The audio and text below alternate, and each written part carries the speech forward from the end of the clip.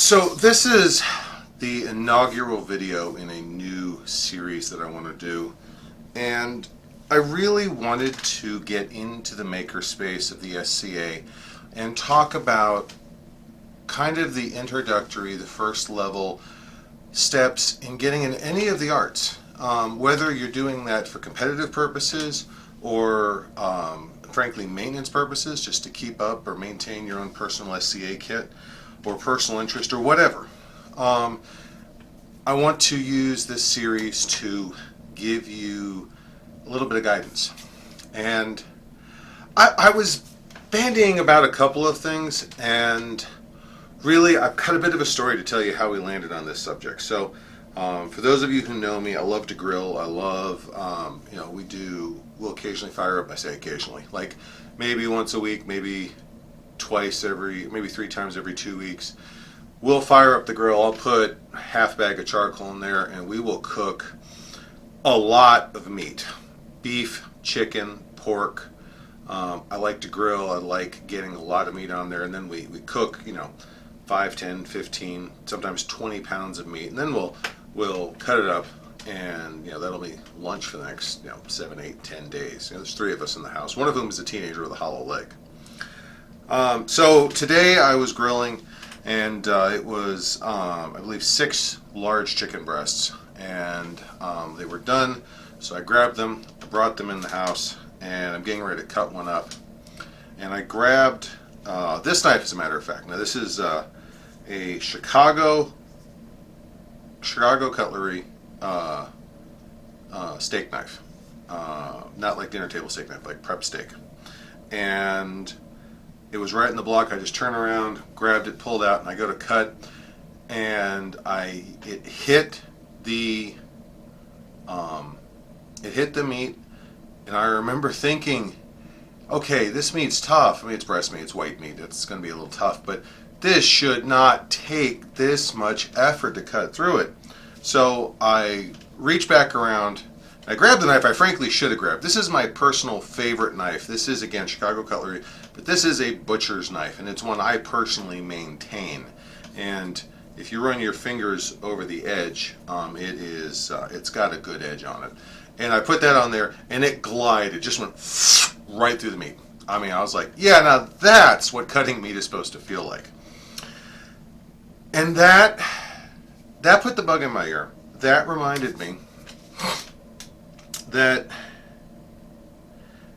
so much of what we do relies on sharp edges. You think I'm joking? You think I'm exaggerating? No, trust me, I'm not.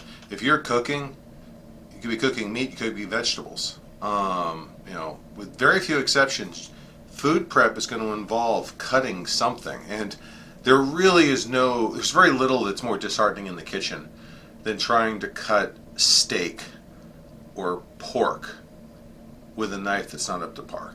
It's hard, it's difficult, it resists every move.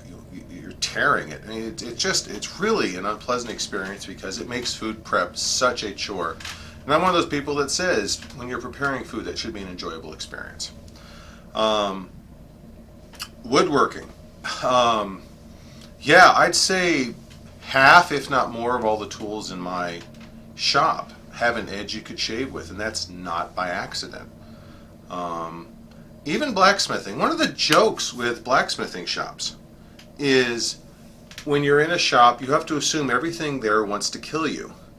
And kind of the same is true with woodworking shops, in that they are both true for the same reason. Both are working with a material, metal and wood, that is inherently tougher than a human being. So if the tools you're working with can shape metal or cut wood, they'll make short work of you.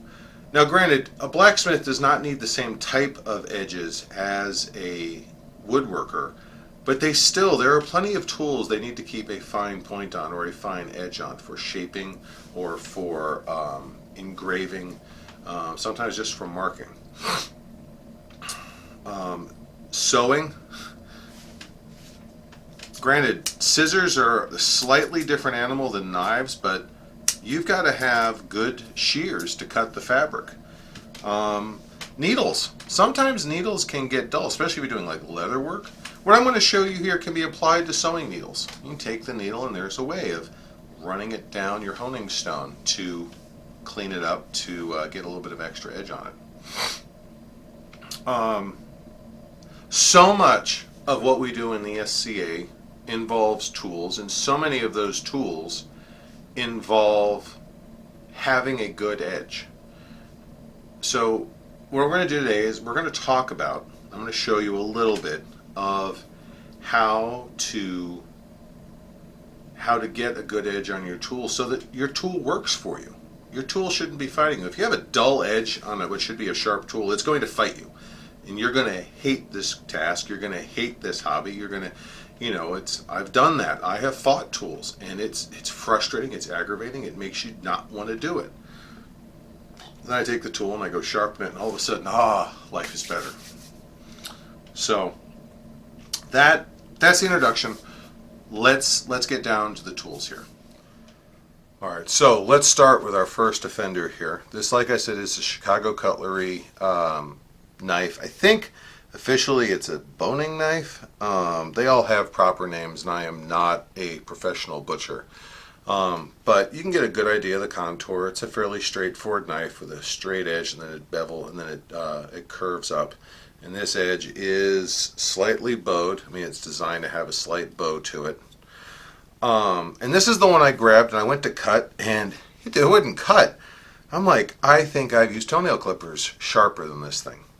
Now, the exact opposite was this monster. This is again, same company, which, by the way, if you're not familiar, Chicago Cutlery is one of the higher end consumer kitchen knives. This is not some cheap knockoff brand. You use Chicago Cutlery when you want to get a nice set of steak knives, a nice set of knives for your kitchen, and that's what my wife and I got when we got married. But this one, I've maintained this. It's got a good edge, and it will. This just glided right through it. And the reason being is I sharpen this thing a lot. So let's talk a little bit about what we sharpen with. Now, this right here is a honing stone. You're probably wondering what brand it is. I couldn't tell you the brand off the top of my head, but I can tell you I paid $3 for it at Harbor Freight. This is the stone I keep in my toolbox out in the shop for all of my hand tool sharpening. It's a good stone. It gives a good edge. I've never had a problem with it. I have honed my stuff down to shaving grade edges. If you want a honing stone,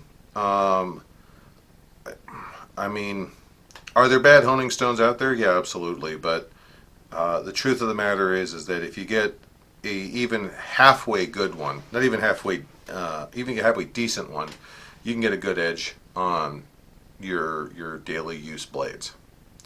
Now, that being said, we also have this one. This is a Smith's Get Sharp. I think I've had this since I got married. Again, this was one of those gifts that someone gave me early on in my marriage. But it's got a cover on it, and it's this is a finer, much higher grit stone. Stone work a lot like sandpaper. And also, you'll notice it has an edge set in it. See if I can get that lined up with the camera. Right there. And this is the one where you draw your blade through. Now, this is really good for getting an exact cutting, making sure you got the right profile on your blade. There are times I have used this, and there are times I have not. really, I can get everything I need out of a blade with just the honing stone. If I'm in a hurry, you will see me grab this. You know, like if I'm in the kitchen and I feel like my knife is not up to snuff and I do not have time to sit down and do a proper cut, you will see me grab this and I will do 2 or 3 quick passes because that'll return a blade to good profile. So my personal rule is I use this for my shop tools. I use this for my kitchen stuff. So let's talk. We're going to start with this knife right here. Now, here's where we're going to get into immediately some difference in opinions. Some people say you should stone it wet. Some people say you should stone it dry. And there are a handful of snobs out there that say you should get a food safe oil. I have stoned this knife dry so many times it's not funny. I also do have a cup here with some water in it, and I'm just going to show you. When they say stone it wet, you don't need to soak the whole thing. Just like a couple drops of water. That's it. That's all you need. Now, what angle are you looking for? Well, let's break it down. Straight up and down is 90 degrees. Obviously, we don't want that. Half of that is 45. Half of that is 22 and a half. And you can go down from there. I mean, you can look down there and it's 45, 22. You can go down to like 11 and a quarter, which you're not going to be exact. Are there jigs and all that will hold the stone or hold the knife at exactly the right angle? Yeah, absolutely. I eyeball it, and that's okay. If you've never done this before, go grab a cheap knife. You can go to Walmart, grab one of the cheap kitchen knives for like one of the cheap Fabware metal blade knives for like $5 and practice with that if you desperately don't want to hurt anything else in your kitchen. Take this and you just slide it into the stone. You are grinding down the blade.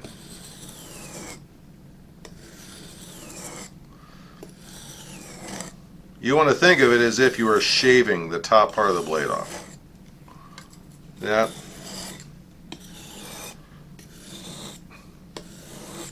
Notice I'm not getting the front. We'll get that in a minute.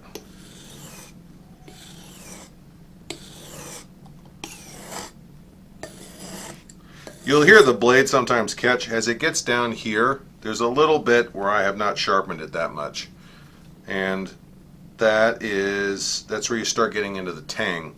And as that hits that edge, you'll hear the timbre of the grinding sound changes. And that's okay. I just stop right around there anyway.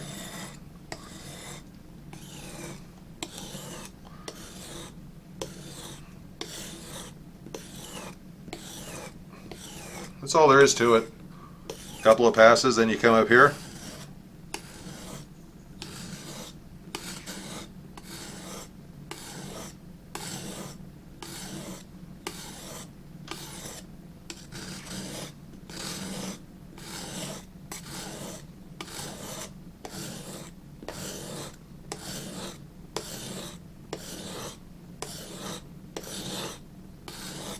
All right, that's one side. There's nothing wrong with that right there. Now what about the other side? Well, there's a couple different ways of doing this. You can do it this way. You can switch hands. I'm not that good left-handed, so I'm going to go back the other way.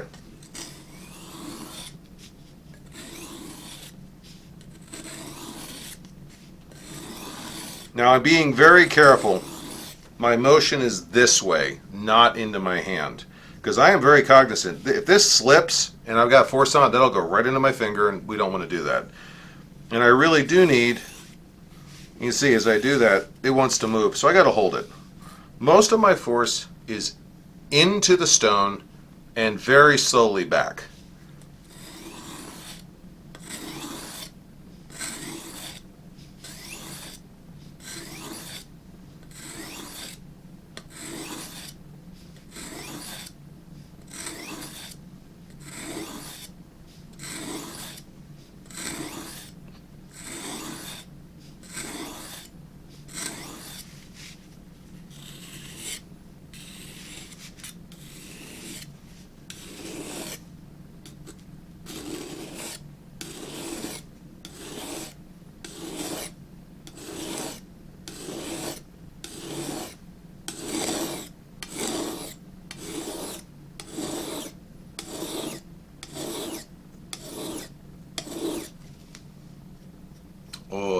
lot better.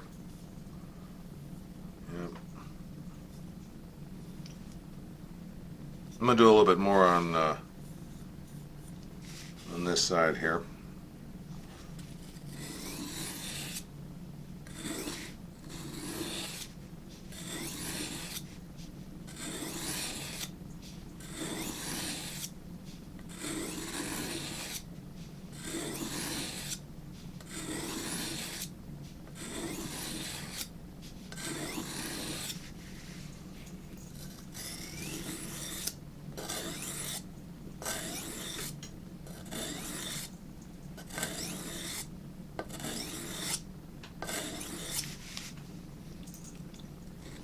And then I really didn't like how little I got to the tip on this, so I'm just going to take this and a little bit of contouring.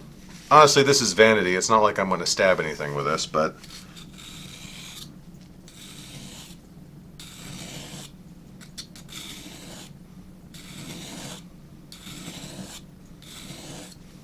all right, let's take a look here. Looks sharp, but is it? Well, let's find out. Don't worry, I'm not going to slit my wrist. I'm not going to shave with it, but it does cut hair. Hey, Bella. My cat wants in on the action. As you can see, now that edge, let's see if it'll cut the paper. Oh yeah. It couldn't do that before, trust me. Now, since I got it out, got to do this. Actually, now's a really good time to show you the cheater way. And I call this the cheater way because from a historical standpoint, they obviously didn't have these quick sharpeners. If you're in the kitchen working on a period meal, no Laurel in their right mind is going to ask you what type of sharpener you used on your knife. So, and this is really straightforward. Just take this. And again, your hand's all the way over here, and it's even got this little hilt to protect your fingers.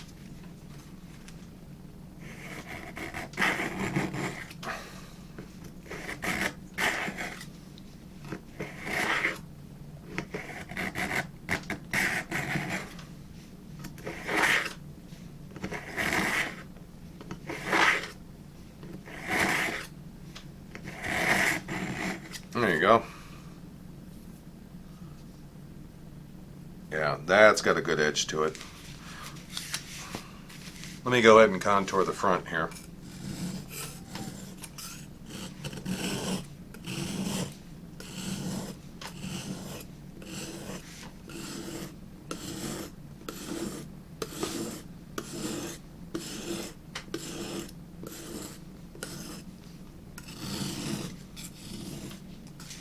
See,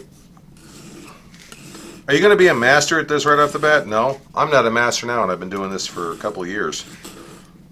But I get my tools sharp enough to do the job. That's all that really matters. Yeah.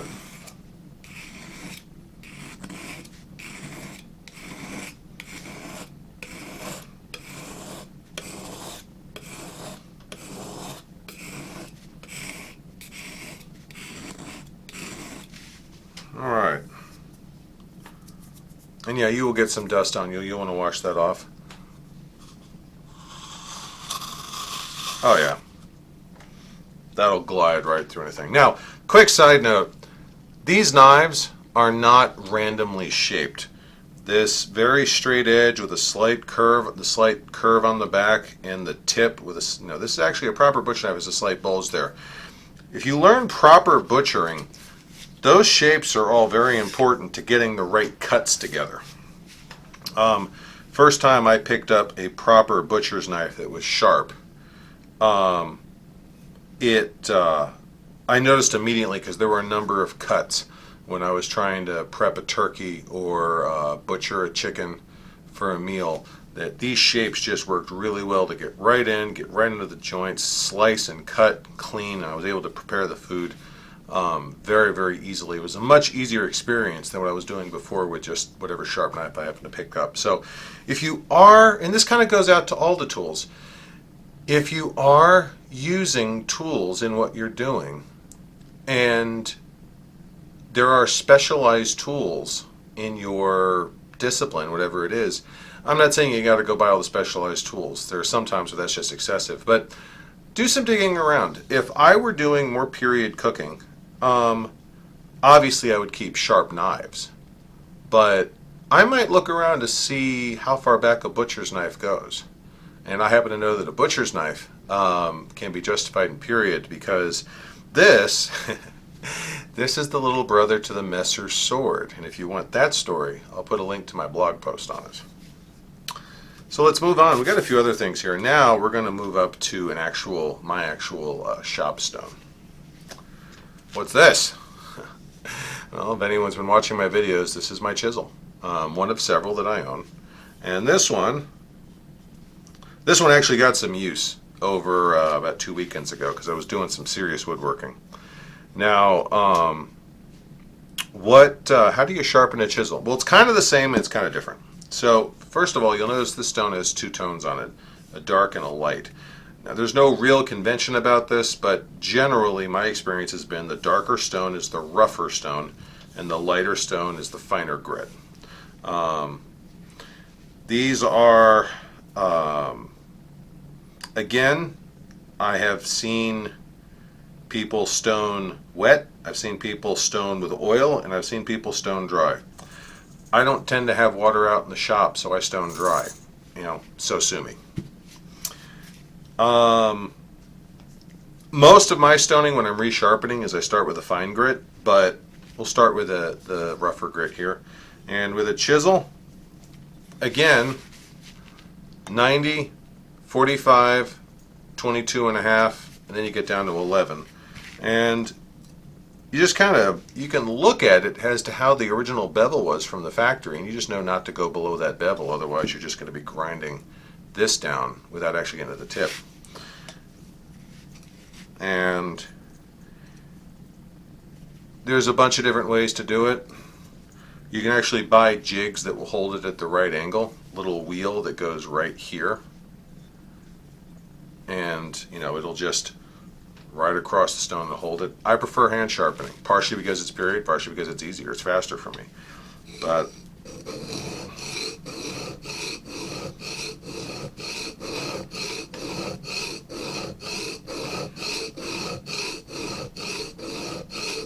that's all there is to it, really.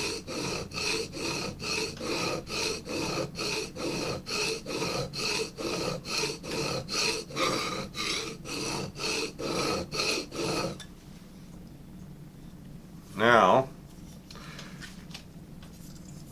why do I have it carpenter's square? Well, I want to check my edge to make sure it is square. And let me get this lined up here. It is not. Let me get this right and make sure I check it. It is not. It is not square at all. This end is taller than this end, so I got to come back over here. A little bit more pressure. You'll see me put this finger over here.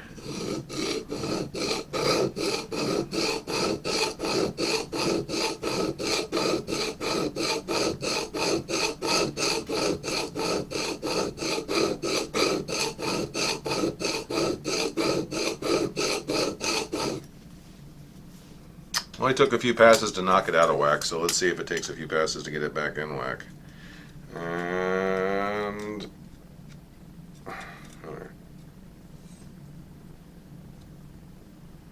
oh, it's going to take a little more than that.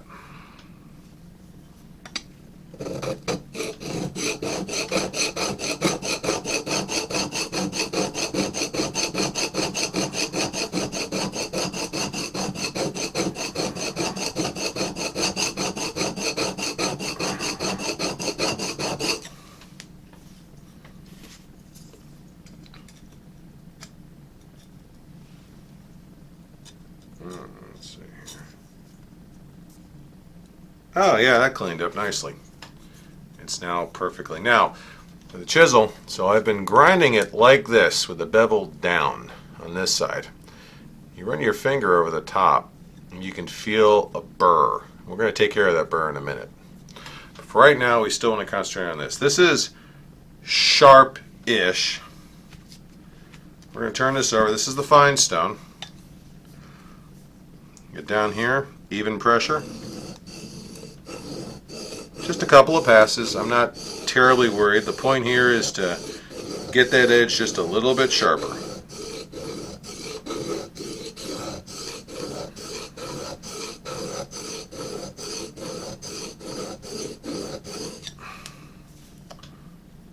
Oh yeah, and you can run your finger on the back and you can feel that burr. It's a very distinct edge right now. It's a metal curve, it's a little bit of metal shaving that comes up off the top.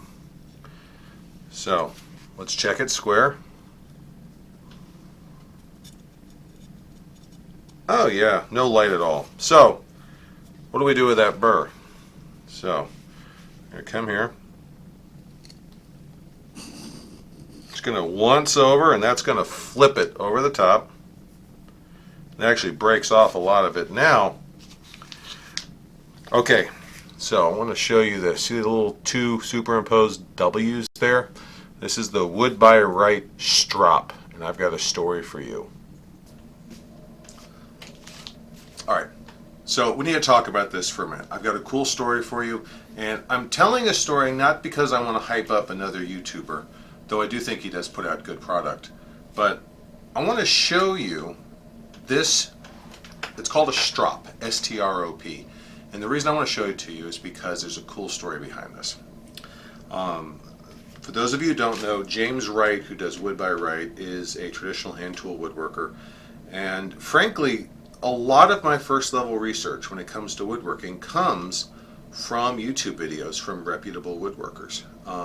Frankly, two of my biggest consumer points right now are Rex Krueger and James Wright. And if you watch either of their channels on a regular basis, and then you come hang out with me, you'll see where I've picked up a lot of their tricks and their tips, and I approach things the same way. I consider them, instructors, and that's what they try and be. So that is that's where I get a lot of my base level information on woodworking.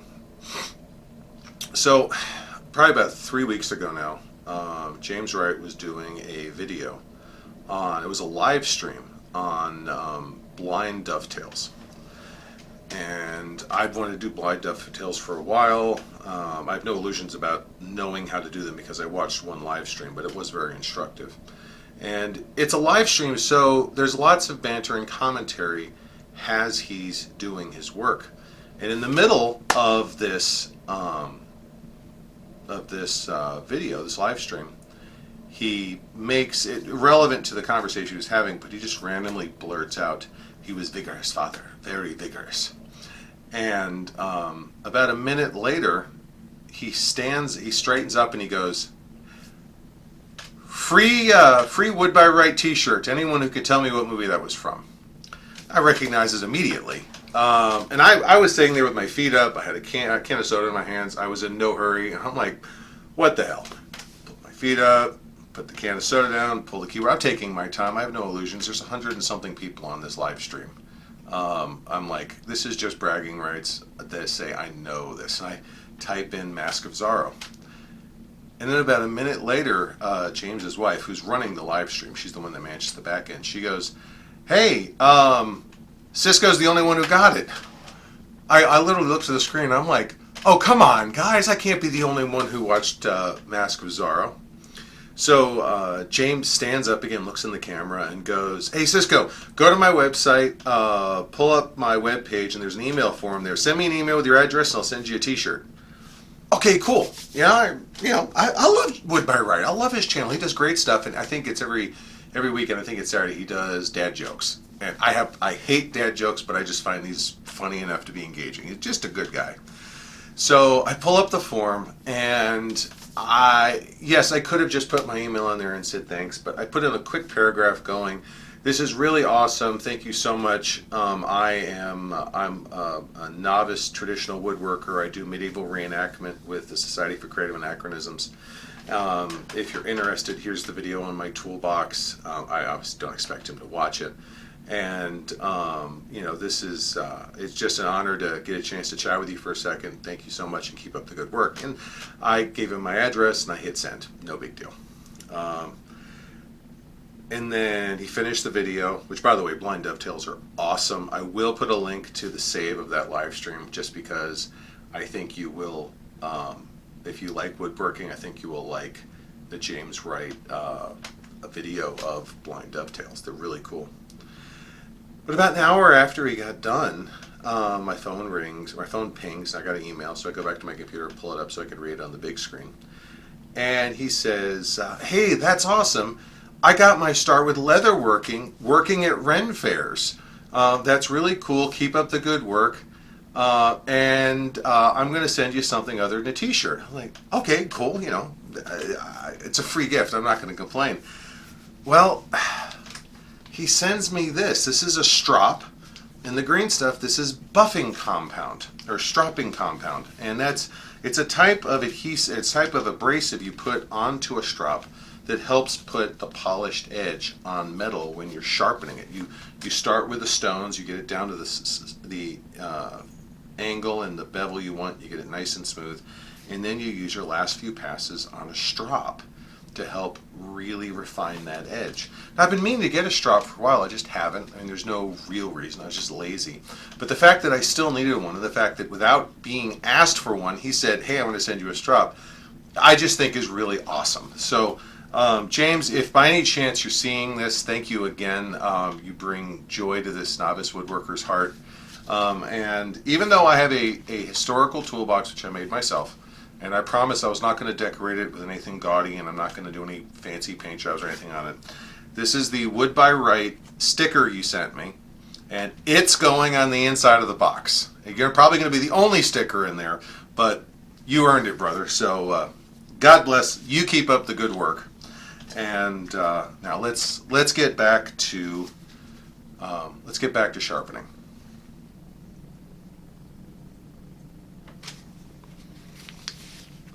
All right, so like I said, this is stropping material. I've still got it in its bag because I haven't had a chance to put it away in the shop yet. But it's just a little hard clay-like compound that you rub it on there. And you don't ever plow into it. This is leather. You will shred the leather if you go into it. But here,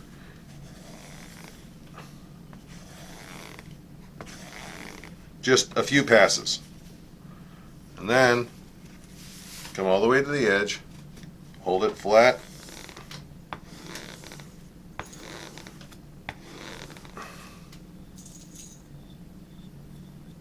yep, and that, come over here and I'm going to, there we go. See how this does on a cup. Oh yeah.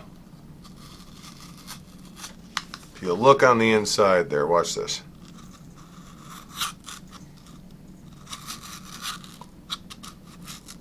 Yeah, I'm not putting that much pressure. This edge, oh, I hope you can see this. You can shave. I am shaving clean with that. I had to take one of these in the bathroom one night and just shave with it. Just do a chin shave to see if I can do it. I probably wound up in the hospital with a slit throat or something, but I still want to do it just for bragging rights. Hey, people in the Middle Ages did stupid stuff too. They were bragging rights back then. So let's move up a little bit. What's this? What's this? You would be surprised how many people really should have an axe in their SCA kit. Whether it's firewood or you're doing woodworking like I do. Some people do period cooking. And period cooking usually means getting a fire together. Now historically, fire and wood collection be handled by a servant or a slave. But still, we need to understand axes and axe upkeep. So, how do we maintain an axe? It's sort of the same and sort of different. If you own an axe, you need to own one of these. This is a file. It's a general purpose file. I use this in my shop all the time for a whole host of things. You can see there are wood bits still in here. I need to scrub it down. It doesn't need to be an expensive file. It doesn't need to be a $40 Portland file. You can go get, again, a cheap Harbor Freight file for $8. And if you have an axe or a hatchet that you are using, I really, really think you need to get one of these, because this is still how you sharpen these things. So suppose you've been using your axe and you've been using it a while, been splitting some pretty robust wood, and it starts dulling. We're back to your tool is fighting you. It's not going to cut. It's going to get jammed. It's going to turn. It's not going to split the grain. It is not sharp, so it's no longer a good tool. All right, so now if you have a workbench, there's a way of properly securing these, but I'm treating this like I would if I were out in the field. I'm out at camp somewhere splitting logs or getting a piece of lumber together. This is how you do it. Give it a good firm hold. Again, you're contouring the actual shape of the blade. So when you go to do this, you're going to be going down on the edge of that bevel to you're actually grinding away metal in order to make it sharp. So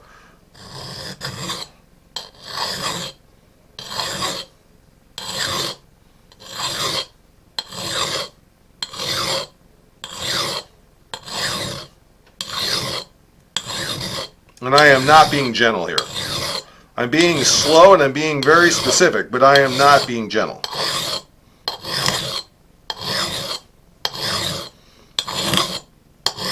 This is, I think, a ½ pound of hardened steel here.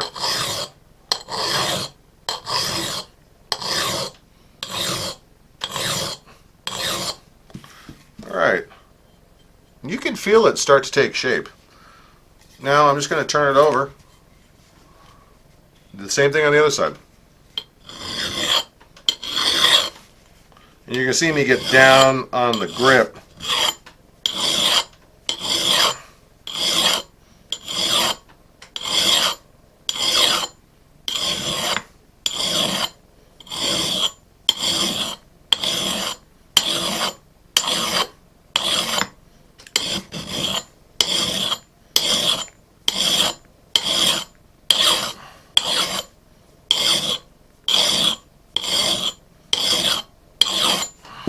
Alright, let's take a look. Oh, I like that. Yeah. So, that's a perfectly serviceable edge. I would go out and sling that at a piece of hardwood in a heartbeat. But, let's not stop there. Grab your honing stone.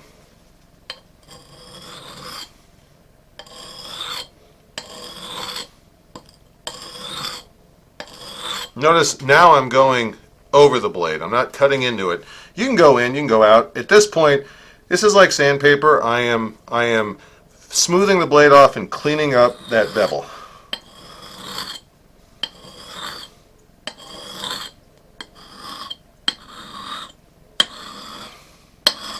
Notice my fingers are nowhere near the edge, so if I slip, I'm not going to run my knuckles or my fingertips over this edge.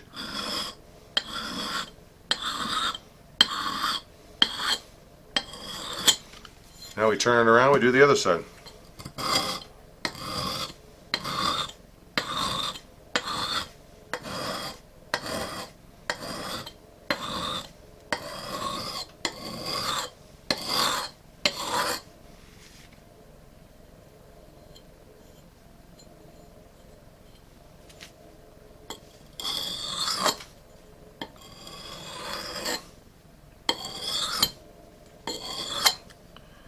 I didn't cut myself, but I could have. And again, I'm using sharp tools. I'm not saying be reckless. I'm not saying it's a foregone conclusion you're going to get cut, but you're handling the cutting edge of a tool. So always use caution and always have a first aid kit handy because accidents happen.